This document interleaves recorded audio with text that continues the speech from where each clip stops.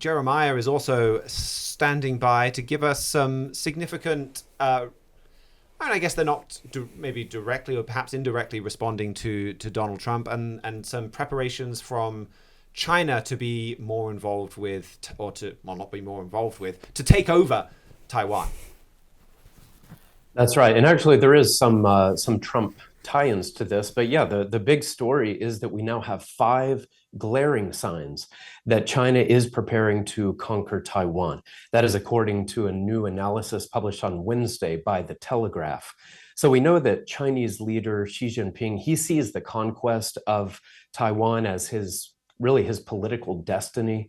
He knows that taking it would enshrine him in the pantheon of Chinese leaders as kind of a demigod in the minds of many Chinese, who was able to accomplish something that even Mao Zedong couldn't do. So it's kind of a prime directive of Xi Jinping.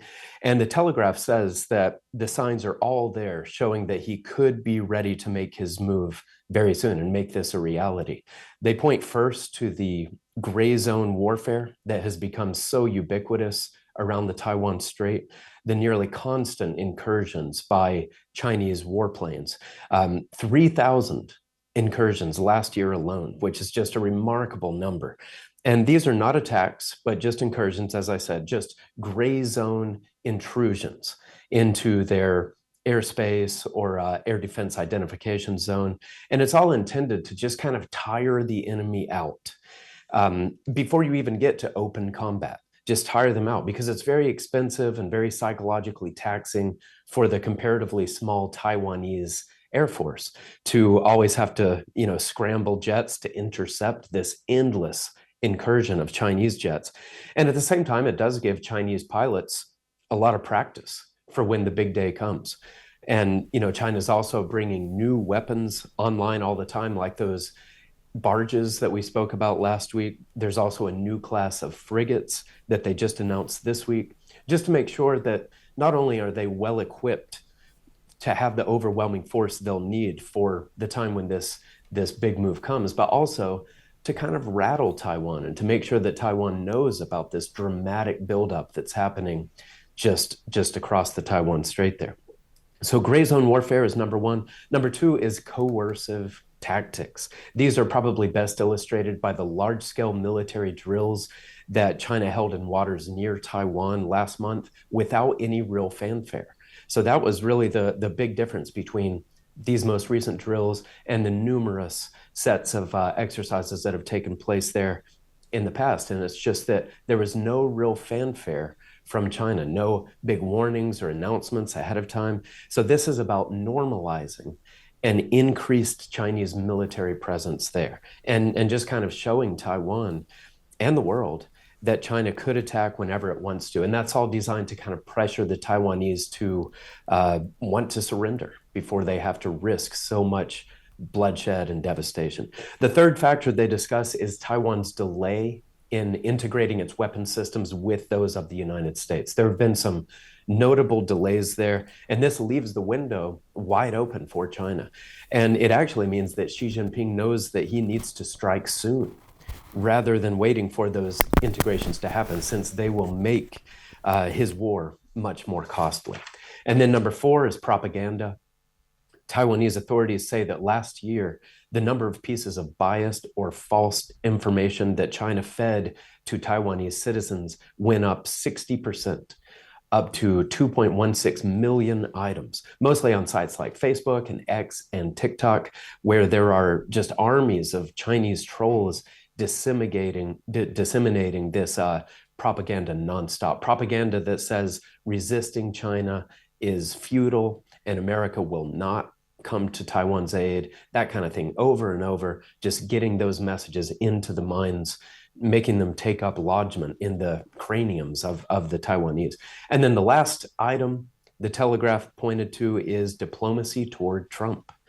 So this one may prove invalid. We don't know for sure. They may have missed the mark here, but they say that Xi Jinping knows from Trump's first term that Trump has serious doubts about America's alliances in Asia, and that he has real misgivings about America's role as kind of the defender of many nations. And I think there have been a lot of statements from Trump and even some actions showing that that could be the case to a degree. But analysts believe that Xi Jinping could try to work out some kind of a deal with Trump that could essentially buy him permission to make his move on Taiwan. So we'll have to wait and see there. But when you put all of this together, the way the Telegraph did, it does paint a compelling picture, and it shows that the Taiwan Strait could soon be the world's next big flashpoint. I think it's an interesting story. In some ways, it ties into, I think, some of what we're going to talk about next with Mihailo, who has magically appeared now in the seat next to me with some movie magic here. Just a spoiler for what's coming up in just a few minutes. But you've got, like, this looks like a big foreign policy test for President Trump. And Mr. Fleury spoke about Taiwan. He had a 2020 Key of David, China's biggest scandal ever against America. And, well, he talks about the Panama Canal, but I think he set up Taiwan as almost a test of America's vision and strategic sense. So you can play that, George. Just think about this. The Panama is 900 miles from Miami. And here you have a power moving in there that may very well put their attack jets in there, their nuclear bombs and bombers, and their nuclear submarines, and they're 900 miles from Miami. Do you think that's not going to be something that plagues us in the future? Where is our vision? Where is our world vision? We're so wrapped up in ourselves, we don't often even see what is happening. And we've really forsaken little Taiwan, who used to be our foreign ally, but we didn't have the courage to stand with them. And so they're now under the control of China as well. So I think this point about world vision is fascinating. Like, Donald Trump does have a lot better world vision than I think any US president we've seen in my lifetime. The way that he has gone after the Panama Canal. And we'll see, I guess, how far that world vision extends. It's been China's been able to get a lot of influence in Taiwan, a lot of control about that whole area, because America has had the power to stop it, but has not had the will, the pride in its power, to step in and intervene. And what is that going to look like under a Donald Trump presidency? And really, pride and power gets back to, well, is a nation looking to God? Like, how is their morale doing? And a lot of that just gets back to fundamental character. And I think that there's some things this week that have been a very good start. I mean, it might sound strange to connect this to Taiwan, but like getting rid of DEI initiatives and having the government say, no, there's just a man and a woman, and we're not going to call women men and men women. We're just going to get back to the basics of morality. Now, these are very, very basics. But if you build on that by promoting family, and promoting having a strong family and getting rid of things that tear that down, you can build a generation of leaders and a generation of people that have world vision, and you can cultivate that within a nation.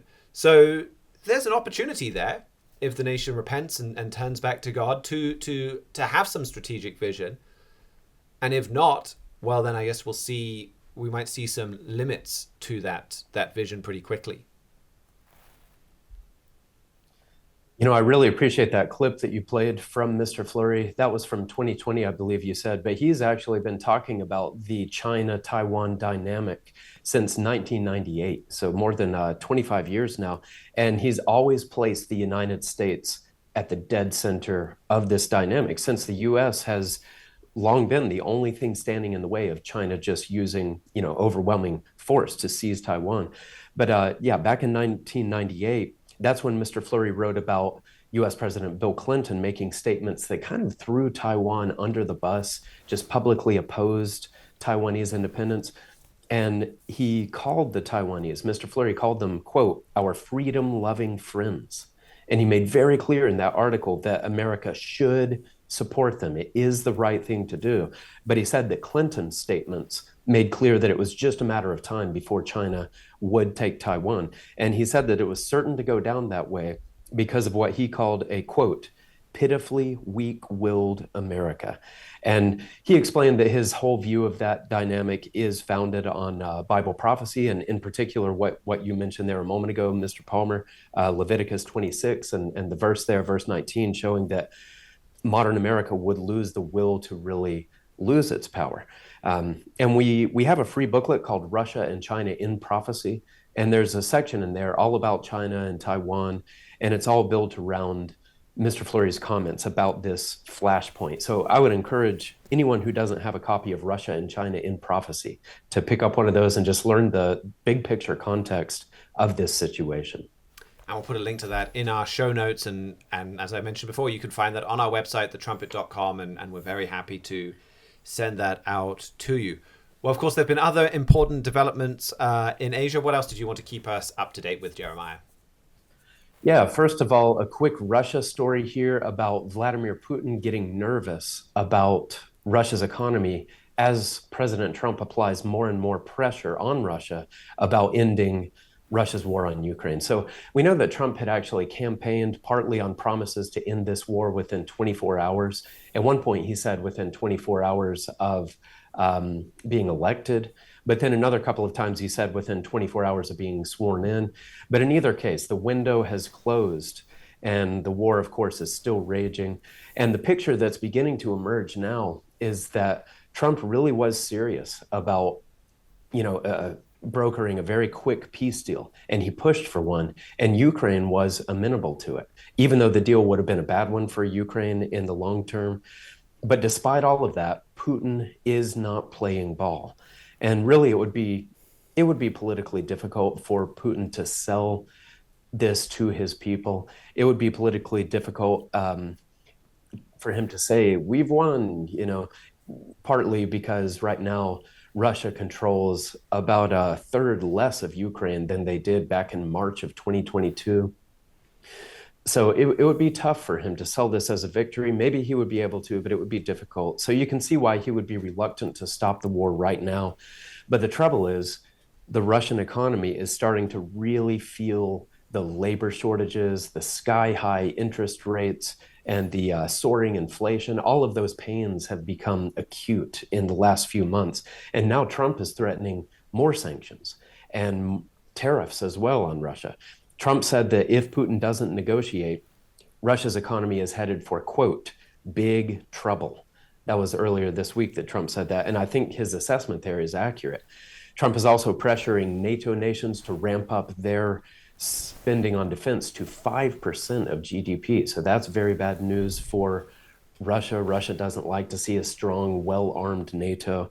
And then Trump is also pressuring China now to apply more pressure on Putin to negotiate. And then yesterday, Trump called Saudi Arabia's leaders to ask them to slash oil prices, which would dramatically shrink one of Putin's main sources of funding for the war. There was also a Bloomberg report yesterday showing that the cost of shipping Russian oil to China now has already gone up fivefold over the last couple of years, just because of, largely because of some new sanctions that the US levied.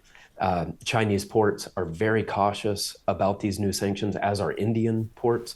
So the fees are becoming just exorbitant. And this all seems to be adding up to put a significant amount of strain on the Russian economy. It won't be enough to stop Russia's war machine, but the cumulative pressure of all this could make Putin soon reconsider his refusal to at least pretend to make some kind of short-term deal. And then the last story that I wanted to mention is about Japan and China suddenly taking a whole flurry of diplomatic initiatives toward each other. So Japan and China, they've become deeply hostile toward each other in recent years, and they're both militarizing right now, largely out of fear of each other.